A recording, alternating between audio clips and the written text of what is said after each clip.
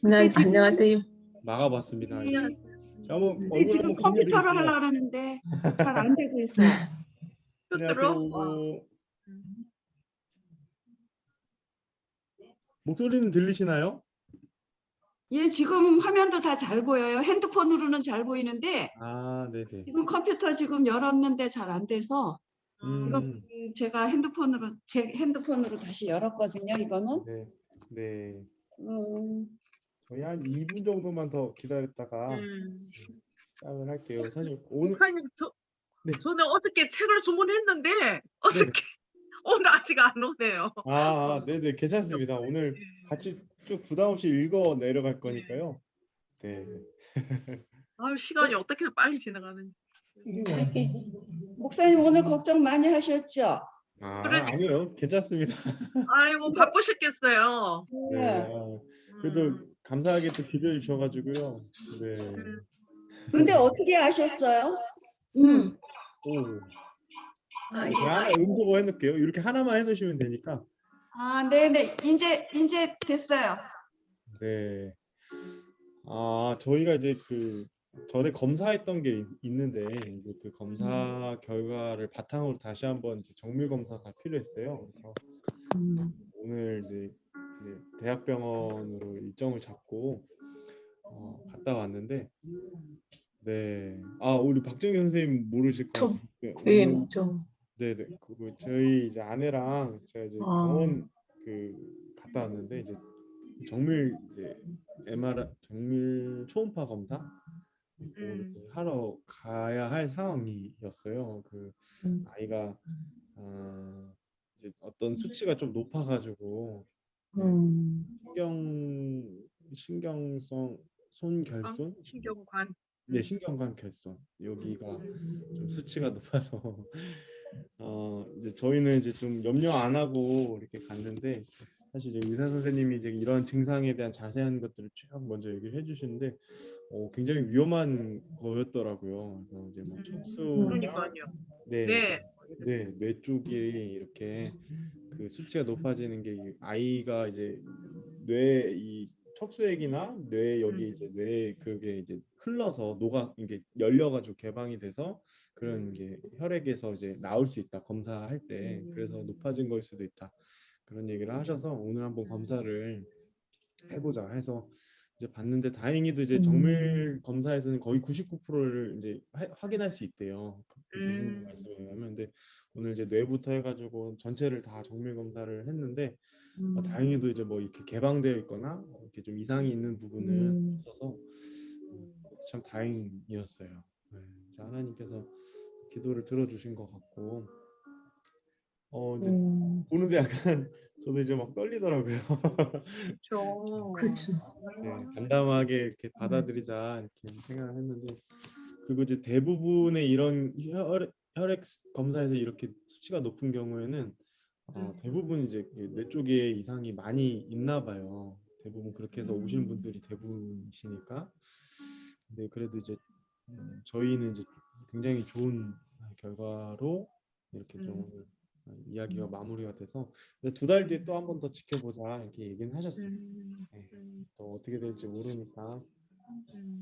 네, 이게 그 아이가 그 이제는 뇌나 어떤 중요한 부위의 어떤 그런 개방은 아닌 걸로 확인은 되는데 이제 아직 이제 십이지장이나 이렇게 조그만한 데 있잖아요. 그런 데에서도 이제 이게 단백질이 터져서 단백질이 나와서 그게 혈액 검사에서 그렇게 높은 수치가 나올 수 있다고 하더라고요. 이거는 지금 정밀 초음파로 자세한 거는 확인을 못하니까 아이가 조금 더 크고 나서 해보자 얘기를 하셨어요. 네, 그래서 이게 생명이 이제 하나님께 속한 거여서 참 다시 한 번 또 그걸 느꼈던 것 같아요. 이게 진짜 한 생명이 태어나고 지금의 저가 있기까지는 진짜 이게 진짜 하나님 은혜구나 이런 생각을 동시에 같이 했던 것 같아요. 그렇습니다. 갑자기 또 너무 무거워져가지고. 아주 중대한 일이죠. 또 굉장히 무거운 내용인데 이거 또 처음부터 제가 힘을 뺀 건 아닌지 모르겠습니다. 기도하겠습니다. 아, 네. 너무 감사하고요. 네, 이거 음소거 풀어주시면 될 것 같아요, 우리 박형근 선생님. 그러면 제가 기도하고 오늘도 시작하도록 하겠습니다.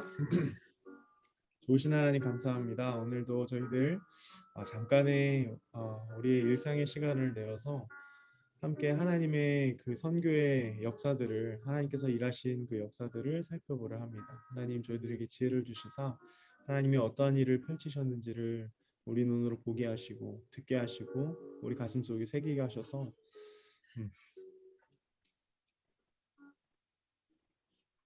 하나님이 어떻게 우리들을 사랑하시는지 발견하고 또 하나님의 그 놀라운 사랑이 또 나에게 스며들어서 다른 사람들에게 나타날 수 있도록 주님 도와주옵소서. 주님 감사합니다. 우리 귀한 권사님 그리고 또 지사님 우리 내외분이 이렇게 함께 이 강의를 듣습니다. 하나님 피곤할 터인데 하나님께서 힘과 지혜를 주셔서 짧은 1시간 이 강의 동안 함께 웃고 또 울고 또 감동이 있는 그런 귀한 시간 되게 하여 주옵소서. 감사합니다. 예수님의 이름으로 기도합니다. 아멘.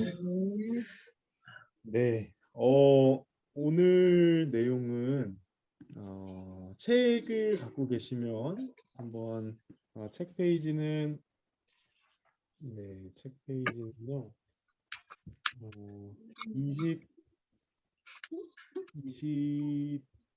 24페이지입니다. 24페이지고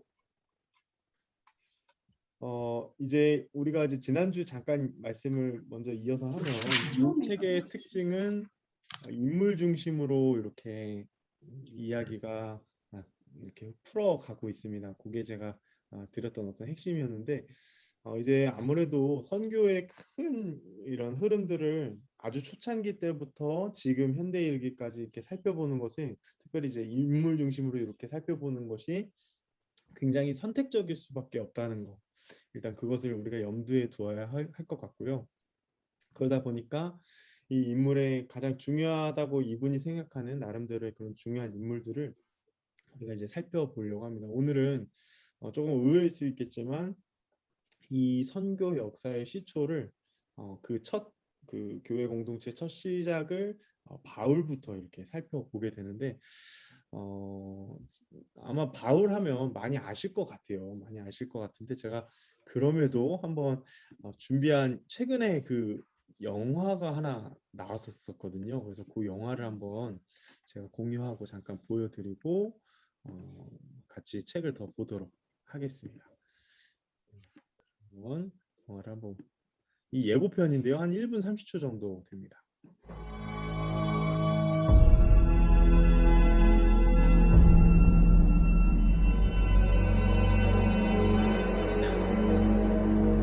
The emperor has declared Christianity a forbidden cult and Paul of Tarsus the chief offender.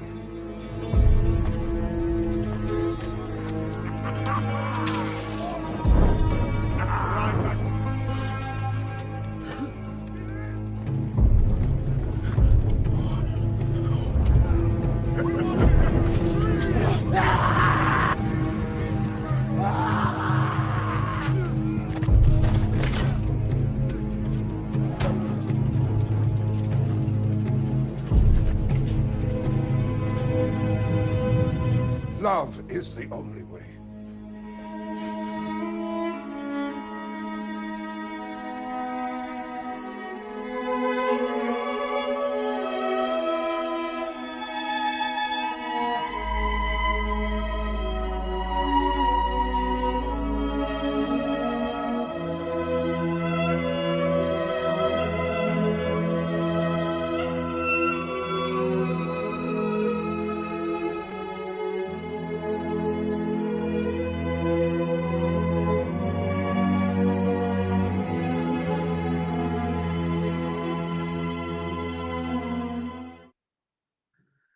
네, 이 영상 잘 보셨나요?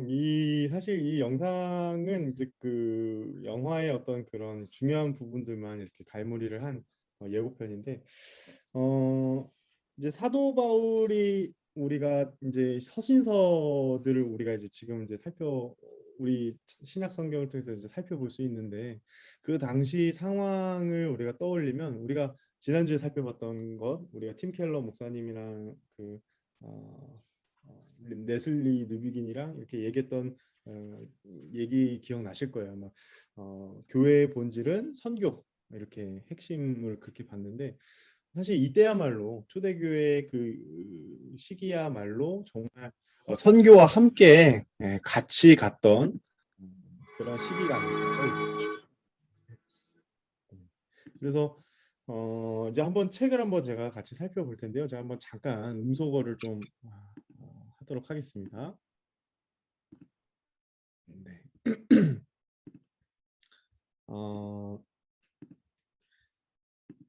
네, 이거를 공유를 좀 드리고. 네, 그래서 중요한 부분만 제가 이렇게 쭉쭉 읽어가면서 어떤 내용들을 좀 전달하는 위주로 그렇게 가고요.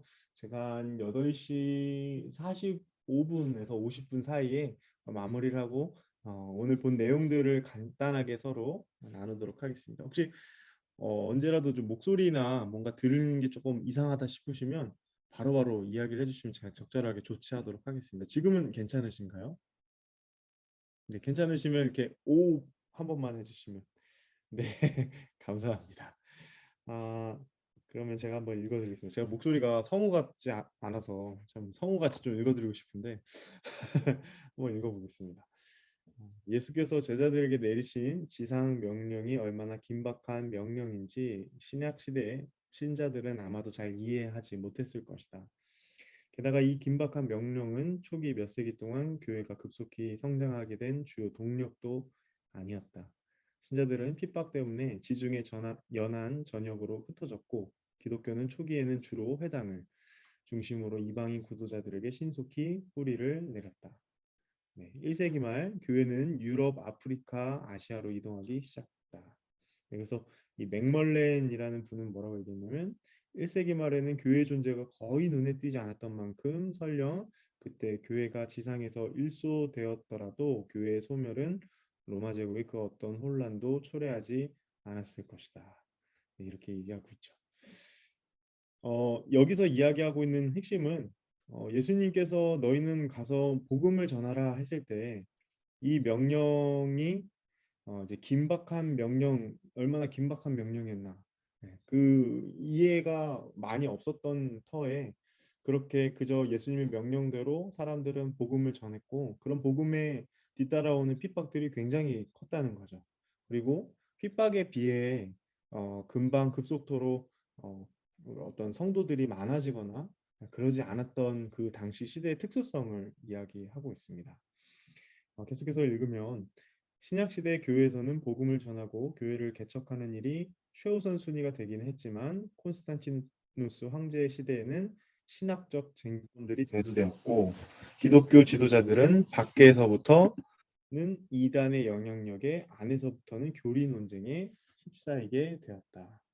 네, 여기 지금 콘스탄티누스 황제 이 요게가 나오는데 콘스탄티누스 황제 때야말로 콘스탄티누스 황제 때가 이제 AD 310년 그때를 이제 기준으로 했습니다. 근데 이제 이때야말로 네, 저희 강의를 시리가 방해하고 있네요. 네, 네, 네, 다시 제가 말씀드리면 시리아 이제 들어가. 네, 아이고, 네.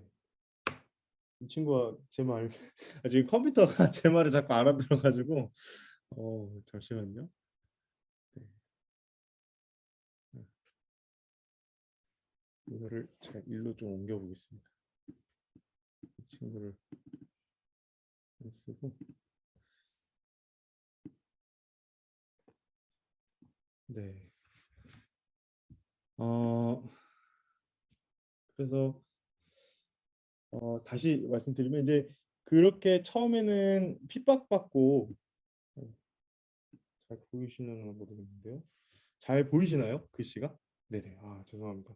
어, 이제 초기 때는 그렇게 교세가 이렇게 막 확장되거나 예수님께서 그렇게 뭔가 사도행전 1장 8절 말씀대로 그렇게 하나님께서 성령을 보내주셔서 예수님께서 성령을 보내주신 이후로 막 급속도로 복음이 전파됨과 동시에 막 그렇게 커지고 확장되지 않았다는 거죠. 그런데 기점이 언제냐라고 우리가 묻는다면 누군가 묻는다면 우리는 언제라고 얘기할 수 있냐면요.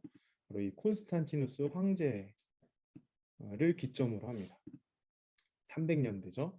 그래서 이때부터는요, 이제 기독교가 국교화가 됩니다. 네, 기독교가 국교화가 되면서 이제는 어떤 게 이제 쟁점이 되냐면, 그래서 이제 신학적 쟁점. 밖과 안에서는 이제 여러 가지 이제 논쟁들을 통해서 보다 성경적인 어떤 내용들의 이제 어떤 정립이 이루어지는 게 바로 이제 300년대 그때 본격적으로 그런 논쟁들을 통해서 그렇게 이루어졌다는 거죠. 네, 잠깐 격가지로 세긴 했는데요. 이제 선교의 관점에서 이것을 어떤 영향이 있는가 그 얘기를 이제 이분은 하시는 겁니다. 그래서 요 책을 이제 아마 사시면 이렇게 처음에 멈출 수 없는 전지인이라는 어떤 큰 타이틀과 함께 이렇게 색깔이 있는 처음의 내용들은요. 이 책의 그 해당 챕터에 대한 요약을 얘기합니다. 네, 그래서 인물보다는 이때는 요약을 간단하게 어떤 흐름이 있는지에 대한 이야기를 지금 하고 있는 거예요. 네, 그래서 콘스탄티누스 이후 수세기 동안 선교사들의 전도 활동은 주로 수도회를 통해 계속되었다. 네, 이것도 굉장히 중요합니다. 수도회를 통해 계속되었다. 개중에는 비교적 정중하고 적절한 태도를 지닌 이들도 있었다. 예를 들어 5세기 가장 유명한 복음 전도자로 손꼽힌 이로 주상성자 시메온으로 알려진 특이한 성자가 있다. 그는 안디옥 근처의 높은 기둥을 거쳐 삼아 그 기둥에 서서 찌는 듯한 더위에도 불구하고 날이면 날마다 그 큰 명성으로 아주 먼 곳에서부터 각양각색의 내방객들을 끌어모았다. 네, 이게 이제 머릿속에 아마 그림이 그려지실 거예요. 이 성자라고 불리는 소위 그런 사람들이 이제 수도원 중심으로 어떻게 이 복음이 전파가 됐냐면 사실은 굉장히 이제 복음을 입으로 입으로 이렇게 전해질 것처럼 우리가 생각을 할 수 있는데 굉장히 사실은 저희가 보기에는 지금 이제 지향할 수 없는 그런 어떤 접근이 처음에는 있었다는 거죠. 예를 들면 이런 겁니다. 금욕주의나 어떠한 고행을 통해서 성자라고 불리는 사람들의 어떤 일대기 그것을 보려고 오는 사람들이 교회에 이렇게 들어오게 되고 그 문지방을 넘어질 수 있었다. 이런 얘기들을 지금 하고 있는 거예요. 그래서 이게 제가 조금 이제 넘기면 그런 이야기들 그리고 이제 그 이어서 이제 콘스탄티누스 황제 이후에 그러면 어떻게 됐냐면 이제 400년, 500년대를 이제 조금 넘어가면요. 야만족의 침략, 네, 고트족이나 그런 위에서 소위 바바리안이라고 불렀던 야만족이 있었습니다. 이 야만족이 이제 한창 이제 로마의 국교가 기독교가 되고 나서 그 이후에 어, 정말 많이 커졌죠. 정말 로마의 그 길을 따라서 복음이 정말 많이 전파가 됐습니다. 그런데 그러고 나서 한 450년 뭐 그쯤 됐을 때 우리가 잘 알고 있는 유명한 어거스틴, 우리 담임 목사님도 말씀 많이 하셨던 그 어거스틴, 어거스틴이라는 그 유명한 신학자, 그 당시에 이 당시에 이제 활동했던 사람이거든요. 근데 그때 어떤 환경이었냐면 야만족의 침략이 있었고 로마 제국의 멸망이 있었는데 그때 어떻게 됐냐면 혼돈에 빠졌습니다. 이에 따라 교회를 안정시키고 선교 활동을 다시 활성화시키기 위해서는 예, 로마주교 그레고리우스 같은 사람의 재능과 능력이 요구되었다. 네, 지금 이제 어떤 흐름들을 지금 계속 얘기해 주는 거예요. 그리고 쭉 넘어가서 이제는 귀족들 중심의 조금 이제 시간이 많이 흐른 거죠. 귀족들 중심의 기독교인들이 있었는데 이제는 보시면 이제 왕 카롤루스 대제 뭐 이런 사람들 기독교를 군사적으로 지원한 자로서는 다른 모든 왕들 중 우등입니다. 네, 그러니까 여기서 지금 약간 흐름이 약간 눈치채셨나요? 이 로마가 기독교를 국교로 인정한 이후에 야만족의 침략이라는 사실상 유례 없는 일을 이렇게 한번 접하게 되면서 선교의 방식도 굉장히 많은 영향력을 줬다는 거죠. 네, 이해가 되실 겁니다. 아마 그러니까 하나님이 지키시는 나라, 하나님이 지키시는 우리 로마 제국 이런 생각들이 굉장히 많았어요. 그래서 우리가 아마 많이 보셨을 텐데 깃발에 이렇게 펄럭이는 어떤 그런 기에 이렇게 십자가 이렇게 달려 있는. 근데 이 당시에 이제 400년 때쯤에 사람들이 놀란 거죠. 아니 하나님 지키시는 기독교를 국교한 나라가 로마가 이렇게 멸망당할 수 있구나. 그러면서 선교의 방식이 어떻게 됐어요? 네, 상당히 공격적으로 바뀌게 됩니다. 네, 공격적으로 영토를 확장해 가면서 귀족들 중심 또는 왕들 중심으로 그 땅을 점령해서 그 땅을 강제적으로 그렇게 기독교화 시키는 것이 그 이제 6세기 이후에 그런 선교의 방식이 될 수밖에 없었다. 네. 이거는 사실 반은 이해가 되고 반은 사실 우리의 정서로 좀 이해가 안 되는 것이죠. 네, 근데 이제 있는 그대로를 우리가 선교 역사를 봐야 되니까 이분은 있는 그대로를 지금 적으신 거예요. 네, 그래서 중부 유럽에서 야만족과 함께 기독교 운동이 서서히 진전을 보이는 것 같았지만 또 복병이 생겼습니다. 아까 제가 말씀드렸죠. 콘스탄틴 이후로 밖으로는 복음을 전파하는데 치열한 이방 종교들, 이방의 어떤 문화들, 그리고 야만족 등과 같은 실제적인 침범들을 대해야 했고, 그리고 또 안으로는 이단과 논쟁을 해야 했죠. 그중에 이제 외부 세력이라고 하면 대표적인 외부 세력이 바로 이 이슬람교인 거죠. 네, 그래서 동에서 서로 확산되면서 팔레스타인을 지나고 아프리카를 건너 스페인까지 이르게 되었다. 네, 이제 700년까지 넘어왔어요. 네. 그래서 제가 사실 이때 굉장히 재밌게 봤던 영화 중에 아마 남자분들은 우리 지사님도 아마 굉장히 좋아하실 것 같은데 킹덤 오브 헤븐이라는 영화가 있습니다. 킹덤 오브 헤븐. 네, 그 영화가 이제 이런 어떤 십자군 전쟁을 배경으로 하고 있는 것이죠. 네, 그래서 이슬람교와 이렇게 그렇게 공격하고 서로 방어하면서 선교가 그런 환경과 상황에 굉장히 영향을 많이 받았다. 그렇다고 해서 중세 시대에는 선교를 위한 진지한 시도가 전혀 없었다는 말은 아니다. 네, 그렇다고 해서 이제 그런 어떤 외부적인 어떤 외압적인 것만 있었던 건 아닙니다. 켈트족과 아리우스파 선교사들이 위험을 무릅쓰고 복음을 전하는 주목할 만한 활약을 보여 엄청난 수의 야만족을 교회로 인도했다. 수많은 로마 카톨릭 수도사들도 야만족을 복음화하는 일에 적극적으로 나섰다. 네, 네. 제가 사실은 지금 여기서 이제 로마 카톨릭이나 어떤 여기 아리우스파 선교사라고 돼 있는데 사실 이단으로 정죄당합니다. 네, 이단으로 정죄당한 분들이고 이런 부분들을 이제 왜 이렇게 하나의 줄기로 지금 이야기를 하냐면 이 큰 흐름으로 봤을 때 왜 선교가 어떤 방향으로 나아가고 있었는가에 대한 이야기를 같이 할 수밖에 없어요. 네, 나중에 살펴보겠지만 로마 카톨릭이 적극적으로 활발하게 선교를 먼저 하게 됩니다. 네, 그래서 이게 한 17세기, 18세기 때 이야기이긴 한데요. 그렇게 로마 카톨릭이 활발하게 선교를 하게 되자 이해 질세랑 개신교도 거기에 굉장한 자극을 받기 시작해요. 네, 굉장한 자극을 많이 받습니다. 예를 들어서 우리가 잘 알고 있는 저는 영화를 아무래도 좋아하니까 사일런스라는 영화가 있습니다. 그 사일런스라는 침묵이라는 영화가 있는데 그 영화의 배경이 바로 그런 것이죠. 로마 카톨릭 수도사들이 예수교 수도사들이 어떻게 일본에 복음을 전하게 됐는가 그러면서 일어난 일들을 다루는 건데 마찬가지로 여기 이 당시 초기 때도 로마 카톨릭 수도사들이 막 복음을 전하는 거죠. 또 이런 선교사라고 부를 수 있는 사람들이 점점 그러한 일들을 하게 됐다. 그런 부분들이 분명히 우리의 줄기 속에서도 같이 가는 면들이 분명히 있거든요. 네, 그래서 이제 쭉 넘기겠습니다. 제가 또 말이 또 많아지면 스탑을 시켜주셔야 됩니다. 제가 다른 말을 굉장히 많이 해가지고 좀 넘기겠습니다. 그래서 중요한 것만 제가 좀 짚으면 네. 중요한 거 기독교에 괄목할 만한 능력은 결국에는 파괴가 안 됐다. 네, 저는 이게 굉장히 중요하다고 생각하고요. 그래서 정복자들이 정복당한 자들의 신앙에 거꾸로 정복당하게 되었다. 자, 그러면 복음이 자, 이거는 잠깐 얼굴을 좀 보여드릴게요.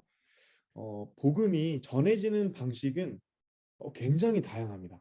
네, 우리가 초기 때 살펴볼 수 있는 것 중에 하나는 뭐냐면 영역을 침범당했어요. 네, 아까 야만족들이 침범하고 그렇게 영토를 이렇게 확장을 시켜가면서 그게 침범을 당했을 때 사실은 그저 약탈만 당했던 것이 아니라 그들의 문화가 들어오고 반대로 식민지의 문화도 어떻게 돼요? 네, 전달이 되겠죠. 그러면서 복음도 함께 전파가 됐다는 것이죠. 네. 뭐 노예로 끌려가든지 어떤 방식이든지 그들에게 의해서 오히려 복음에 의해 정복당했다. 랄프 윈터는 그렇게 표현을 지금 하고 있는 겁니다. 네. 그래서 쭉쭉 넘기겠습니다. 그렇게 복음이 전해지게 됐다. 그런 얘기들. 그래서 이제 나중에 이제 10세기까지 지금 넘어가는 거예요. 이게 지금 전체 큰 챕터를 요 한 몇 장으로 지금 요약을 하는 거라 많이 이제 비약이 있는데 부패하기 시작합니다. 네, 저희들이 여기서부터 이제 갈라서게 되는 거죠.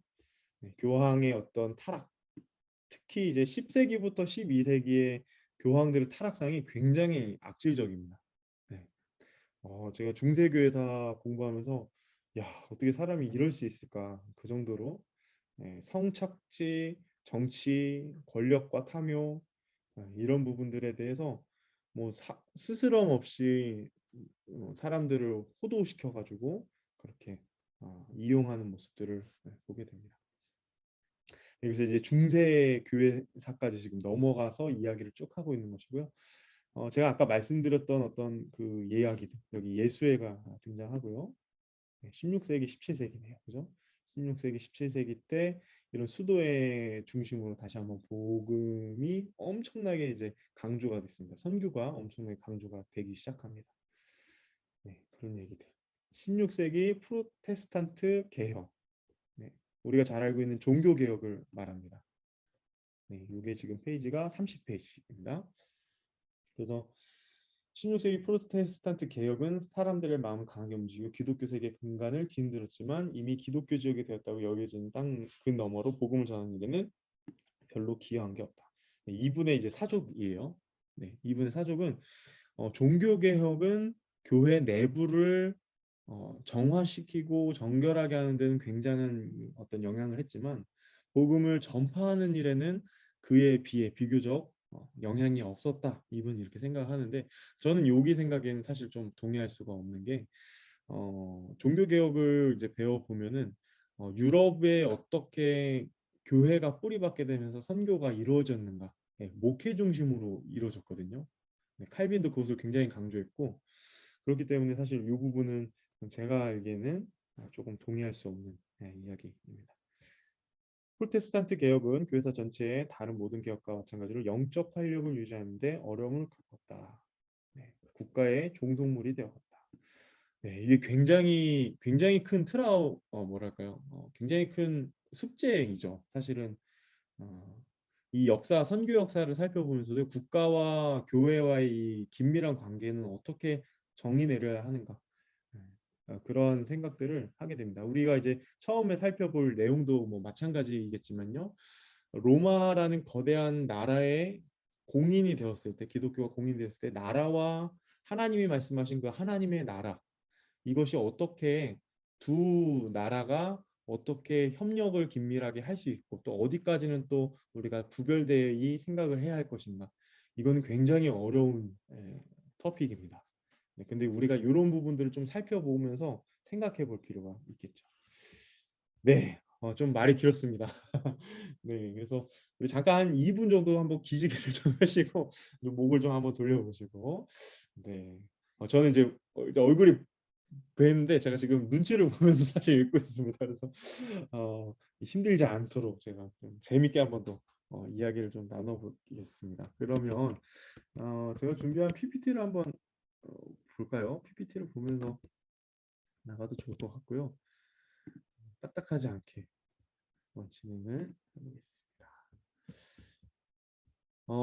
이제 초기 선교 로마 제국을 이제 복음화하다라는 큰 타이틀로 이제 이야기가 이제 시작이 되는 거죠. 그래서 우리가 잘 알고 있는 사실 내용들이에요. 이 기독교가 어떻게 1세기, 2세기 때 복음이 전파가 되었는가.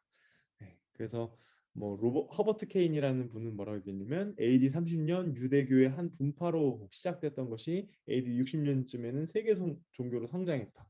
네, 이렇게 표현을 하는 거죠. 말 그대로 정말 그런 표현을 쓴 거죠. 이 복음이요, 굉장히 비교적 그래도 뭐라 할까요? 소수의, 그러니까 약자들, 뭐 여자들, 어린아이들, 노년들, 노예들, 이런 당시는 좀 꺼려졌던 그런 계층들을 다 한데 아울러서 이 복음이 굉장히 깊이 침투하게 됩니다. 네, 어떤 문화권을 들어간 것도 굉장히 깊이 있게 침투하게 되죠. 그래서 우리가 요 베들레헴이라고 여기를 이스라엘 팔레스타인 지역이라고 우리가 가정을 한다면 여기서부터 각 처소로 이제 복음이 전파가 되는 거죠. 그래서 밑에는 어디냐면 아프리카, 네, 아프리카 쪽 대륙, 네, 그런 쪽으로 이제 내려가게 되고, 위쪽으로는 우리가 잘 알고 있는 어떤 소아시아, 네, 이쪽은 소아시아고 이쪽은 유럽이죠. 네, 그래서 복음이 처음에는 어디로 갔을까요? 소아시아로 갔을까요? 아니면 유럽 쪽으로 갔을까요? 1번일까요? 2번일까요? 네, 정답은 성경에 있습니다. 네, 처음에 소아시아 쪽으로 이렇게 복음이 전파되다가 유럽 쪽으로 그 길이 이렇게 트게 됩니다. 사도행전에 보면은 사도 바울이 다시 한번 소아시아 쪽, 그러니까 터키 쪽으로 이제 가려고 했으나 성령께서 어떻게 했냐면 그 모습 환상을 보여주시죠. 그것이 뭐였냐면 저 이제 유럽 쪽이라고 제가 표현을 해보겠습니다. 그쪽에서 뭐라고 하냐면 와서 우리를 도우라, 이런 환상을 주시죠. 그래서 사실 사도 바울이야말로 그가 가면서 온갖 곳을 사실 돌아다니잖아요. 그러면서 텐트 장사를 하면서도 그렇게 돌아다니면서 그곳에 교회를 세우면서 그것이 곧 선교의 어떤 여행이라고 표현을 하죠. 그렇게 선교의 역사들을 이루어가게 되는 것이죠. 그래서 사도 바울을 가지고 바울의 선교, 우리의 선교라고 IBP에서 나온 책이 있습니다. IBP 클래식이에요. 굉장히 유명한 책인데 이제 그것을 쓴 이제 분을 제가 한번 이렇게 모셔와 봤습니다. 사진으로. 근데 이제 사도 바울을 이제 표현할 때 우리는 이제 선교적인 관점으로 굉장히 많이 보는데 인색합니다. 왜냐하면 성경의 저자, 성경의 저자, 그리고 또 디모데의 어떤 아들과 같이 생각하고 굉장히 아꼈던 그런 어떤 인물, 목양에 힘썼던 인물로는 우리가 많이 살펴보지만 선교적 관점에서 사도 바울을 보는 게 굉장히 좀 인색한 것이죠. 가르침도 사실 그런 부분에 많이 없는데, 보시면 이분은 뭐라고 그랬냐면 좀 사도 바울을 하나의 우리가 뭐랄까 선교의 롤 모델로 삼을 수 있다, 이렇게 봤습니다. 선교의 롤 모델. 네, 선교의 롤 모델로 본 거죠. 그래서 우리가 시사적으로 오늘날 현실에 적합하게 적용할 수 있는 게 있는가 하면 그렇지 못한 것들도 있는데, 그 중에 하나가 뭐냐면 오늘날은 사실 많은 기적의 역사, 성령 하나님께서 그렇게 가시적인 기적의 역사들을 많이 보여주시는 방향으로 하시지는 않거든요. 근데 그 당시는 사도 바울을 통해서 하나님이 기적의 역사들을 통해서 많은 사람들이 예수를 믿도록 그렇게 했습니다.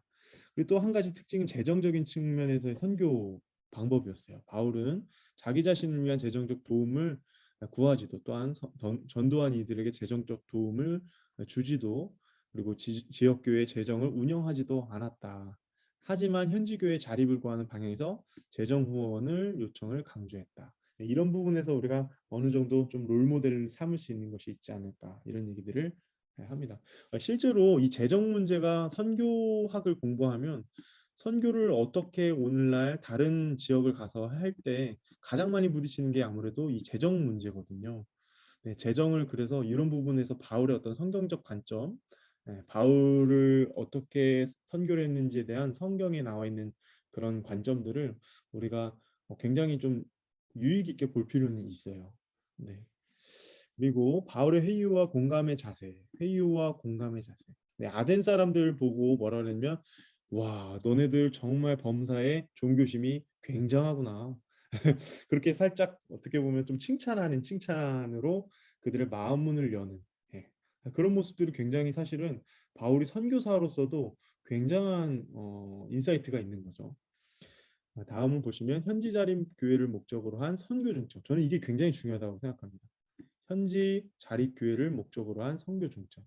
지난주에 저희들이 다뤘던 것처럼 교회 선교 단체를 우리가 교회로 볼 것인가, 또 그런 부분들에 있어서 우리는 어떻게 정리해야 되는가.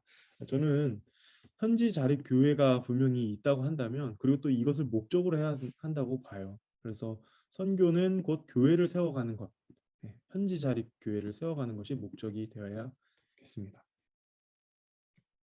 네. 혹시 궁금하신 거 있으시면 이렇게 나중에 이렇게 정리해 놓으셨다가 45분에, 저는 무조건 45분에 끝낼 겁니다. 네, 다 못 나가도 45분에 마무리하고 오늘 다뤘던 내용들을 같이 이렇게 살펴보고 마무리를 지을까 합니다.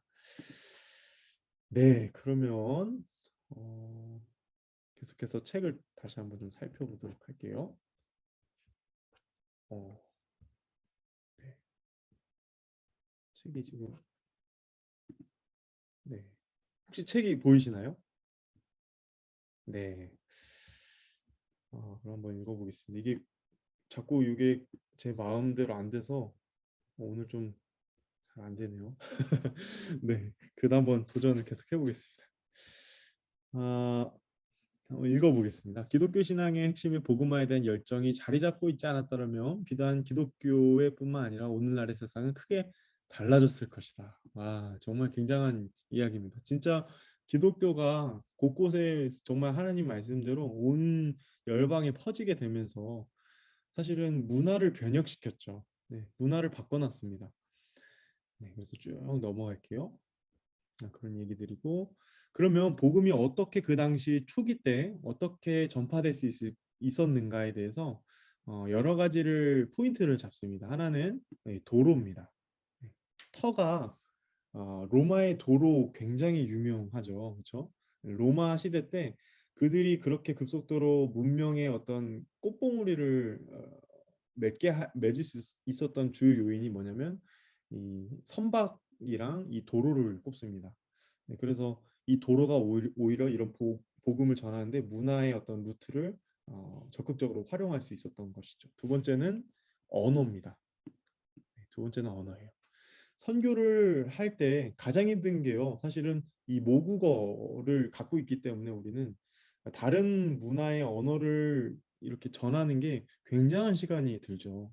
그런데 이 헬라어라는 게 우리가 이제 그래서 성경의 이 코인의 헬라어, 성경 헬라어 이런 얘기들이 나오는 이유가 로마 제국의 어떤 보편적인 쓰이는 언어였어요. 그렇기 때문에 어딜 가도 이 헬라어만 알면 이 언어의 어떤 의사소통이 전달이 될 수 있었습니다.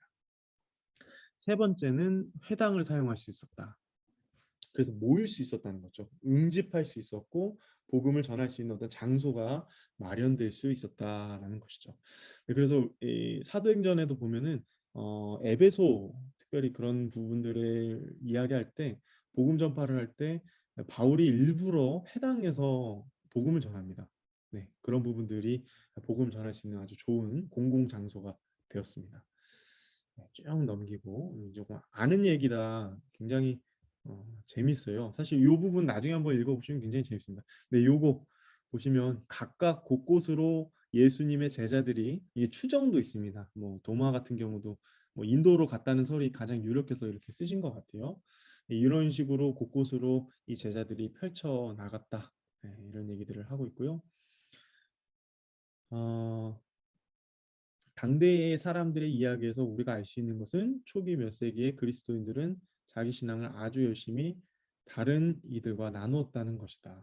예, 그러니까 복음을 전하는 게 굉장히 보편적이었던 것이죠.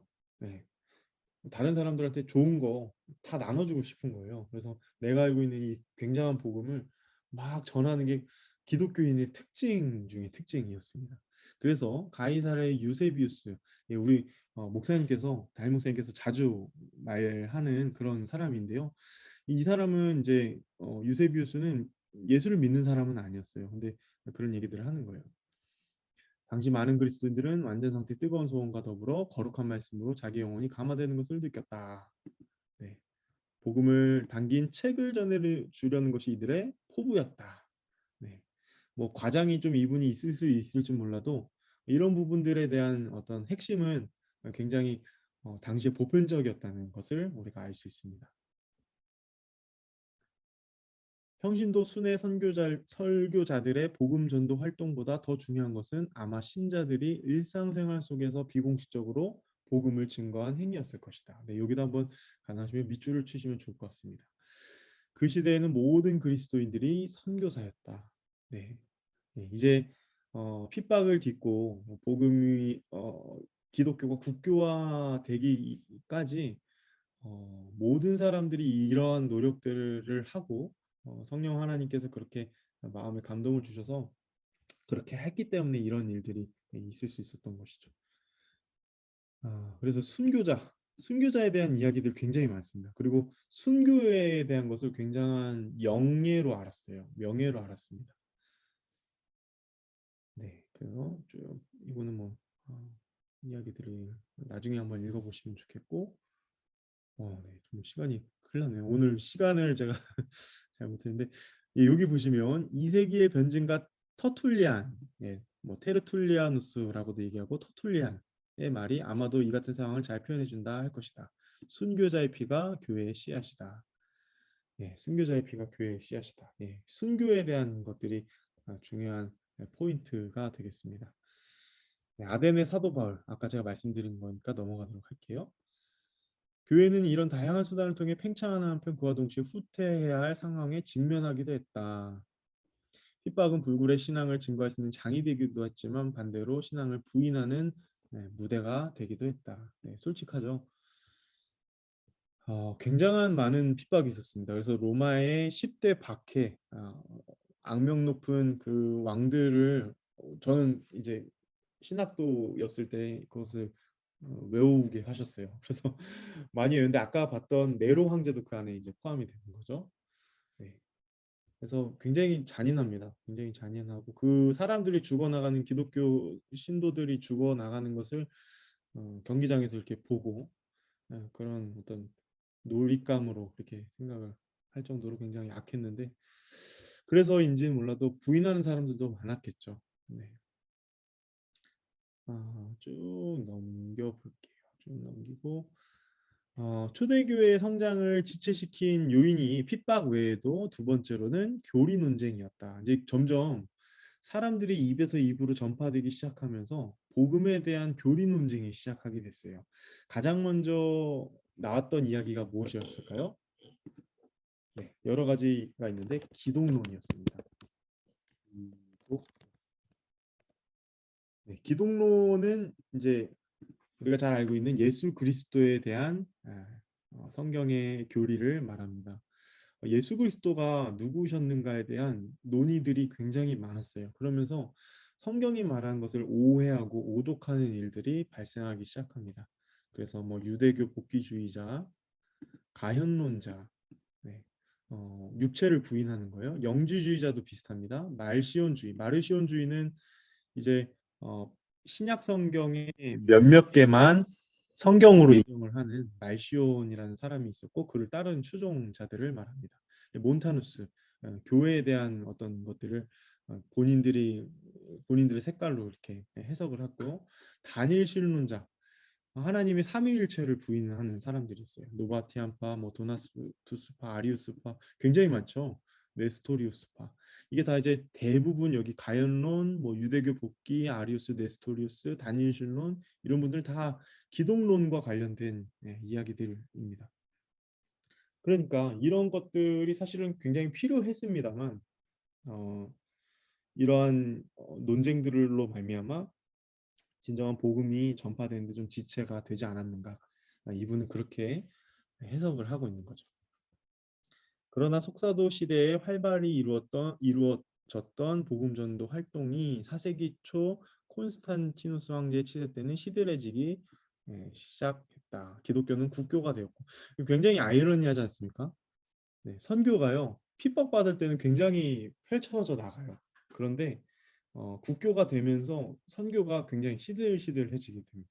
이게 오늘날도 비슷한 것 같아요. 풍요 속의 빈곤이라 저는 제 나름대로 한번 보면서 적어봤는데 복음이 정말 편해지고 복음이 편만해질 때 오히려 사단이 그렇게 우리의 본질적인 요소들을 못하도록 그렇게 하는 것 같아요. 쭉 넘겨볼게요.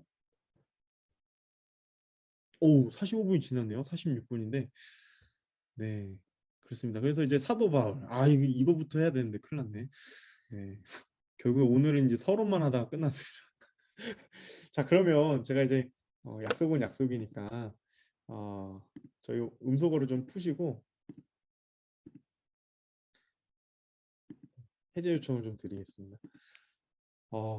다음 주부터는 제가 굉장히 빨리 한번 나와 보겠습니다. 중요한 거는 자꾸 이제 막 더 말씀드리고 싶어서 막 이것저것 막 얘기하다가 그렇게 시간이 갔는데 혹시 오늘 그 강의 들으시면서 궁금하신 사항 있으실까요?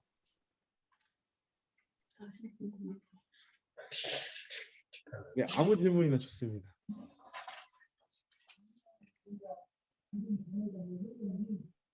네. 목사님, 저는 평소에 그냥 어머니인데 그 회당하고 성전하고 완전 틀린 거죠. 회당, 유대교 회당하고 네네. 성전하고. 그 원어적인 의미로 봤을 때는 좀 다릅니다. 그러니까 회당이라는 말을 성경에서도 용례가 있거든요. 용례라고 해서 여기서 문맥상의 이 시나고게, 그러니까 회당은 진짜 말 그대로 모이는 사람들이 결집하는 어떤 플레이스가 있고요. 또 어떤 곳에서의 이 회당은 유대인들이 특별히 유대인들만 모여서 예배를 드리는 그런 제사를 드린다고 표현해야 돼요. 제사에. 네네, 그런 곳의 어떤 회당을 지칭하는 말도 있었고요. 아까 말씀하신 어떤 그런 성전적인 거는 꼭 그렇게 이렇게 이꼴하기는 좀 어려울 것 같긴 해요. 네. 그러니까 해당이 성전의 역할을 하는 것도 있었네요, 그죠? 그 그렇죠. 성전이라는 게 네네. 유대교 성전은 그 제사 그 희생제물 뭐 이렇게 하고 옛날 그 율법 시대 하는 그걸 뜻하잖아요, 그죠? 그렇죠. 네. 그러면 로마 요즘도 유대교에서 그런 그 예식을 하나요? 그렇죠. 속죄.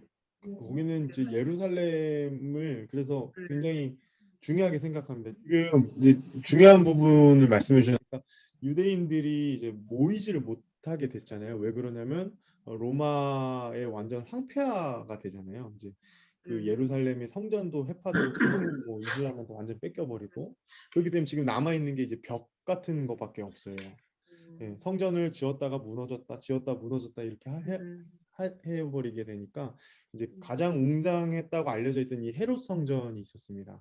예, 솔로몬 성전 그 다음에 헤롯 성전을 졌는데 이제 뭐 다시 식민지 생활을 하게 되면서 그게 완전히 어, 무너지는 거죠. 그래서 그러니까 무너졌다는 표현보다 빼앗긴 거죠. 예, 빼앗기게 되면서 그들이 지금도 어떻게 하냐면 그 말씀을 미간에 붙이거나 또는 그 말씀을 외우면서 벽에서 이렇게 중얼중얼합니다. 예, 그렇게 근데 하는 겁니다. 그 구약 시대에 뭐 그 양들 죽이고 속죄 제물로 그런 것도 하나요? 요즘 안 하죠, 그 사람들은. 제가 알기로는 그 엄격하게 하는 유대교는 그렇게 지금 하고 있는 걸로 알고 있어요. 네, 엄격하게 이게 이제 조금 뭐랄까요, 좀 그렇게 하는 데도 있고 안 하는 데도 있어요. 간소해서. 네네, 거기도 이제 우리가 뭐 지성소, 뭐 성소, 네, 지성소, 네네, 장막 이런 거 다 해가지고. 네, 네, 왜냐면 아직 메시아가 안 왔거든요, 그들에게 있어서는. 예. 그래서 어떤 데는 이제 SNF나 이런 그 금욕주의자들은 광야로 나갑니다. 나가서 거기서 이제 성막 텐트를 이렇게 해서 자기네들끼리 이렇게 제사를 드리고요. 네, 실제로도 지금 그렇게 하고 있다. 네, 근데 아닌 사람들도 있습니다. 랍비가 왜 그런가 하면요.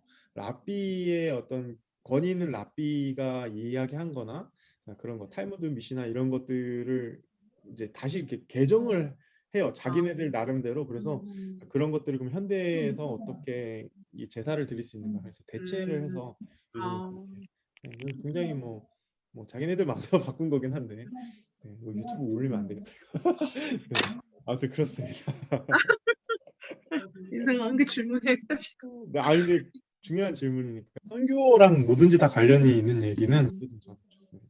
네. 또 궁금하신 거 있으실까요? 저는 궁금했던 게요. 네네. 우리 성경을 읽으면은 이 바울만 그 많이 선교하는 거에 대해서 나오고 네. 12 사도들이 어디 가서 선교했다는 얘기가 전혀 없거든요. 그렇죠.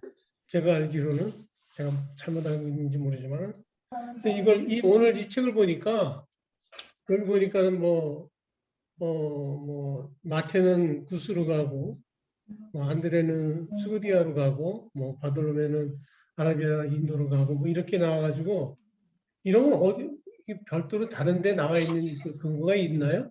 네, 근거가 네. 있어요. 근데 그 근거는 사실 이제 성경적인 어떤 그런 걸 성경에 대한 어떤 고증과는 조금 다른 루트긴 해요. 이게 무슨 말이냐면 입에서 입으로 구전전승이라고 하죠. 네.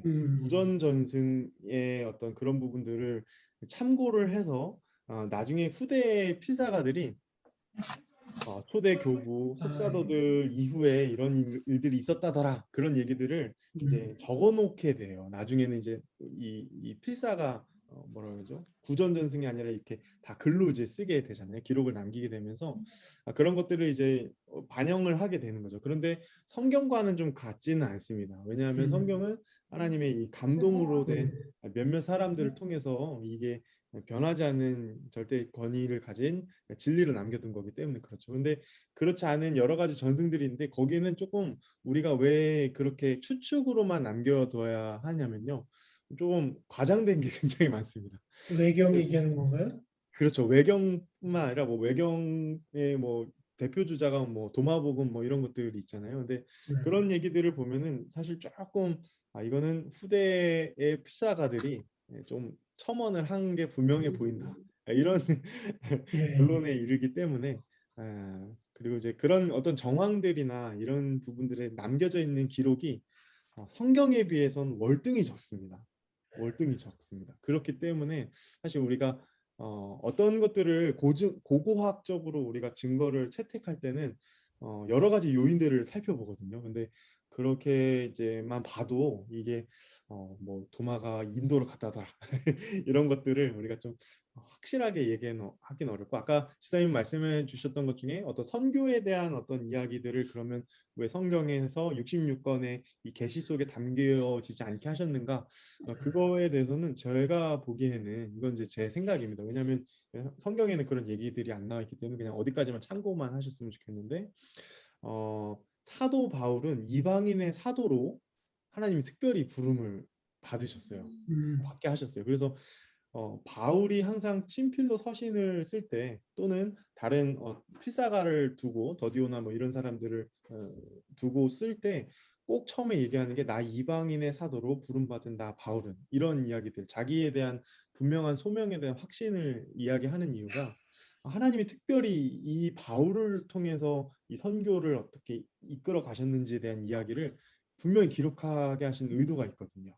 마치 이 구약 때 아브라함을 언약의 백성으로 삼으실 때 왜 그러면 다른 아브라함 말고 다른 사람들은 왜 없었겠는가 이런 얘기들을 많이 할 때 우리는 이제 그 이상의 것은 알 수 없으나 하나님의 의도가 있었기 때문에 바울은 특별히 그렇게 하나님께서 그 일기를 전기라고 해야 될까요? 어떤 그런 이야기들을 기록으로 남게 하게 하신 것이죠. 그러니까 저희가 궁금했던 게 12 사도는 네네. 예수님하고 같이 예수님의 제자 아닙니까? 직속 제자인데 이 사람들의 행적이 성경에 기록이 되지 않았습니까? 네, 어느 너무, 정도만 그죠? 예, 예, 예. 너무 조금만 다뤄져 있고 네, 맞아요. 그래서 좀 그런 거에 대한 궁금이 좀 있었어요. 그렇죠. 뭐 저희가 살펴볼 수 있는 게 뭐 마태, 그리고 뭐 요한, 뭐 음. 야고보, 베드로, 뭐 이 정도겠네요, 그죠? 네, 맞습니다. 그래서 이제 그런 부분들도 사실 저도 이제 천국 가서 한번 물어보려고요. 궁금하긴 합니다. 진짜 궁금한 내용인데 다른 사람들은 어떻게 되는가? 굉장히 그게 궁금. 다 했겠지만 바울은 자기가 이렇게 기록으로 남겨놨잖아요. 그래서 더 많이 이렇게 전달이 된 거 아닌가 싶기도 하고. 네, 그게 이제 그것 전체가 그렇죠. 예, 이제 선신들, 네, 선신들을, 성령 하나님께서 예, 그렇게 기록하게 하심으로 예, 예, 교회 사실은 이제 회람 서신이라고 했어요. 그래서 예를 들어서 소아시아에 보내는 전체에게 읽게끔 하는. 그래서 사실 요한도 이 요한계시록이 이제 그 감옥에서 이렇게 마지막에 이렇게 하나님이 성령의 감동을 받아서 이제 쓰게 된 거잖아요. 근데 그런 것들 보면 이제 요한계시록 2장이나 3장에 보면은 이 서신의 1차 독자가 있었어요. 네, 그게 우리가 알고 있는 뭐 서브나 교회, 이런 라우디게아 교회 이런 6개, 7개 교회죠. 7개의 교회에게 보내는 서신이었거든요. 음, 요한계시록도. 음, 네. 네, 그렇고 바울의 서신들도 자세히 보면 1차 독자가 분명히 있었습니다. 네, 교회를 위해서 그 당시 교회에 두고두고 읽게 하게끔. 네, 이것은 하나님께서 나에게 특별히 감동하게 하심으로 이 서신을 읽게 하는 거다. 이 분명함이 있었기 때문에 성경을 그런 권위들을 교회는 그런 권위들을 인정해 온 거죠. 네. 그래서 좀 이런 부분들에 있어서 사실 특수성과 일반성이 공존하는 부분인지라 그런 부분들에 대한 좀 구별은 좀 필요해 보입니다. 네. 또 궁금하신 거 있으실까요? 오늘 사실 선교에 대한 전체의 어떤 큰 흐름들을 얘기하느라 제가 또 신나가지고 이 얘기들을 막 몇 가지로 샜는데 선교의 역사는 굉장히 그래서 좀 흥미진진하긴 합니다. 네, 앞으로 살펴볼 내용들이 교회에 대한 어떤 스탠스를 저희들 나름대로도 많이 정립해 볼 수 있고 생각을 많이 해볼 수 있을 것 같습니다. 네, 우리 박정희 선생님, 박정희 지사님은 어떠셨어요? 저, 저는 이제 어제 책을 받아가지고 한번 그냥 쭉 가볍게 한 어, 60페이지 정도 읽은 것 같아요. 근데 벌써 읽으셨군요. 네네네. 그냥 한번 가볍게, 근데 내용이 이제 막 깊이는 못 들어가니까, 근데 목사님이 이렇게 간추려서 정리해 주니까 도움이 되는 것 같은데, 네. 선교사, 이렇게 선교하신 분들 다 보면은 정말 목숨을 이렇게 소중히 여기지 않고, 그렇게 다 그냥 선교하는 것도 많은 이렇게 뭐, 그렇게 뭐, 정말 네. 우리가 상상 못할 정도의 그런 내용들이 많이 나와가지고, 음, 그냥 막연히 생각했던 선교가 아니고 정말 그런 힘이 또 어디서 정말 맞아요. 하나님 성령께 주시는 그런 힘이 어떻게 그때 당시 그것을 알았기 때문에 그렇게 하지 않았냐. 그냥 순교한 것도 아니고 되게 막 고문이 많았던 걸로 내용들이 맞아요. 되게는 다 나오고 있어요. 그래가지고 조금 왜 네. 그 진짜 그렇게 한 명 한 명의 인물들을 만나는 시간이 될 겁니다. 네. 그래서 그래 네, 좋았어요. 어쨌든 네, 네, 오늘 네. 몸이 좀 계속 컨디션 어제부터 안 좋아서 그러셨구나. 네. 그냥 참여만 할까 했는데 또 하니까 머리가 조금 무거운 게 좀 괜찮아져서 네. 감사하면서 잘 다행이네요. 들었어요. 네. 알겠습니다. 저희 그러면 1분 정도 남았는데